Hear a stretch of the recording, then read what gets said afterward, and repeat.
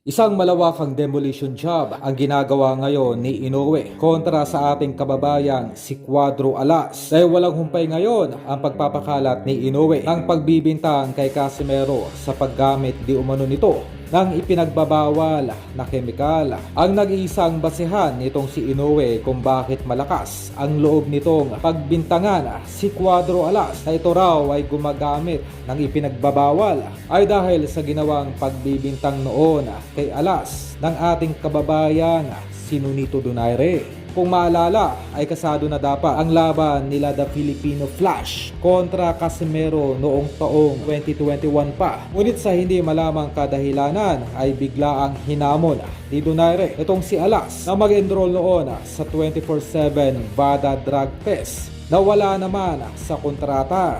At kung di tutugon ang kampo ni Casimero ay nagbanta itong aatras agad sa kanilang nakatakdang laban. At nangyari na nga po ang nasabing pag-atras noon ni Donaire. At dahil po dito ay kumalat sa buong Amerika ang issue na kaya umatras di umano etong si Donaire sa kasado ng laban nito kay Casimero ay dahil sa paggamit ng enhancement drugs na ipinapainom raw nitong si Memo Heredia kay Cuadro Alas. Sa madaling salita po, ang pagbibintang noon ni Donaire ang naging basehan nitong si Inoue upang lalong magpakalat ng paninira kay Casimero patungkol sa nasabing illegal substance. Nakakalungkot man ngunit tila sa kapwa Pinoy pa nag-umpisa ang paninira dito kay Alas. Kalaunan ay napag-alaman na walang basihan ang nasabing pagbibintang laban kay Casimero. Ganun pa man ay hindi rin po nating pwedeng isisi lahat dito kay Donaire kung bakit di natuloy ang kanilang laban noon.